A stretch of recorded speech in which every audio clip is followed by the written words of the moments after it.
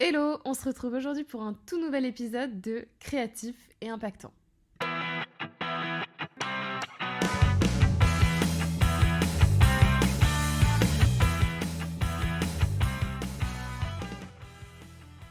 Aujourd'hui, on se retrouve pour un nouvel épisode qui va parler d'Instagram. Comment utiliser au mieux les fonctionnalités Instagram pour générer un max d'interactions et aussi, je vais vous faire un petit topo sur les nouveautés. Donc, faisons un petit tour des fonctionnalités Instagram, des plus récentes, qui vont propulser ton compte vers de nouveaux sommets d'interaction et de visibilité. Alors, donc on le sait, Instagram, c'est plus seulement une plateforme de partage de photos et de vidéos, c'est vraiment un univers qui est en constante évolution, où on a plein de fonctionnalités innovantes qui vont justement transformer cette manière de communiquer nos idées et de se connecter avec les autres. Donc, on va aborder 8 nouveautés qui pour moi sont incontournables et qui vont redéfinir l'expérience de ta cible sur Instagram. Et de toi-même évidemment. On a tout d'abord les notes, ces petites notes que personnellement je n'ai pas encore utilisées, mais qui nous permettent en 60 caractères d'exprimer nos pensées. Instagram a révolutionné justement la manière de communiquer en introduisant cette fonctionnalité simple mais puissante, parce qu'on peut s'exprimer juste en quelques mots et laisser notre créativité briller. Ensuite, on a les canaux de diffusion. Alors, je sais plus si ça date de l'été 2023, mais qui nous permettent d'avoir notre propre salle de discussion privée avec nos abonnés. Ça va nous permettre de renforcer nos liens, de créer beaucoup d'interactions avec des quiz, des messages sur un prochain challenge, etc. C'est une opportunité en or pour nous, créateurs de contenu, de cultiver une communauté qui soit engagée. On peut d'ailleurs aussi partager nos contenus, nos réels, etc. et faire un peu un boom et aller liker, partager les contenus de chacun. Ensuite, on a les carousels collaboratifs. On peut inviter jusqu'à 3 collaborateurs sur une seule publication. Et ça, c'est un truc mais idéal pour élargir ta portée et collaborer avec d'autres créateurs. Ça permet justement que tu puisses taper dans l'audience en fait des autres collaborateurs. Et voilà, et ça c'est vraiment un moyen d'être viral et de se faire connaître par une cible bien plus large. Quatrième chose, les stickers personnalisés. Là, c'est surtout donc employé en story. Tu peux laisser libre cours à ta créativité avec des autocollants uniques à partir de tes photos. Il y en a, c'est un petit peu pour le tout dernier que j'ai vu là, c'est des stickers à propos de toi.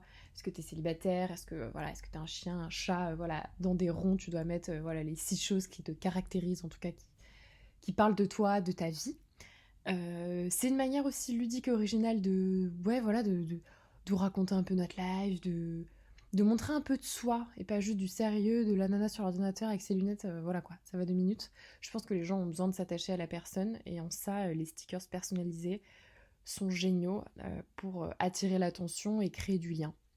Ensuite, une autre fonctionnalité incroyable qui n'a rien à voir avec l'interaction et j'y pense et tant pis, je le place quand même, c'est le mode silencieux. On peut définir un mode silencieux au niveau des messages, voilà, des notifications.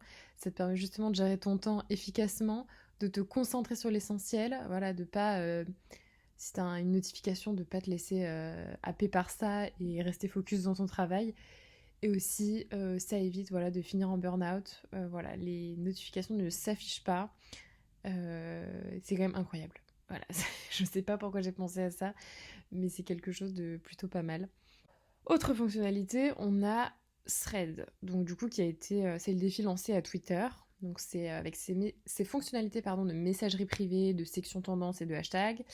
Thread promet justement une expérience unique pour ses utilisateurs d'Instagram. Personnellement, alors je sais que ça fait mouche ces derniers temps. J'y vois vraiment, pour moi, c'est un doublé de Twitter. Et autant ça permet de rigoler, de montrer un peu de soi, autant je trouve que ça peut être border et pas forcément assez pro. Mais c'est quand même une fonctionnalité que je me devais d'aborder. Après, libre à toi de l'utiliser ou non. Personnellement, ce n'est pas mon cas. Mais ça ne veut pas dire que ce sera jamais. Après, on a aussi les nouveaux sous-titres sous les réels. Voilà, on a des écritures nouvelles, des polices, des encadrés différents qui peuvent venir un peu, j'aime pas trop ce mot, mais pimper nos contenus. Voilà, je trouve que c'est toujours appréciable quand on fait des réels d'avoir des nouvelles polices, des nouvelles couleurs. d'autres moyens de rendre nos contenus stylisés. Donc n'hésitez pas à les utiliser.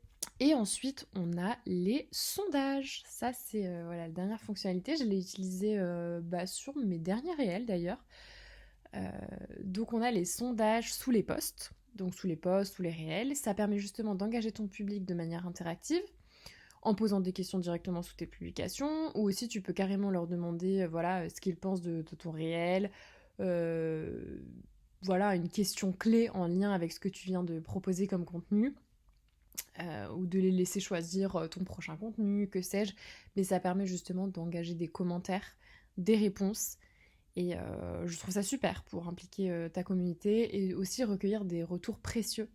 Parce que souvent on aime bien, c'est un peu le principe de la gamification, on aime bien répondre à des sondages, cliquer sur des quiz, etc.